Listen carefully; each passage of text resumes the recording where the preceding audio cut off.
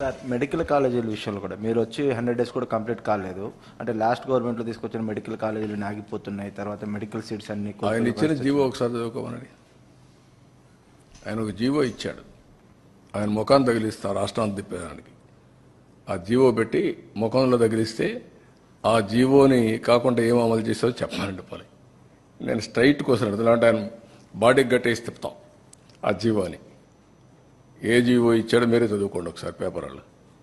మీరు కూడా చదివితే మీకు కూడా ఒక ఐడియా వస్తుంది. అప్పుడు నేను చెప్తాను.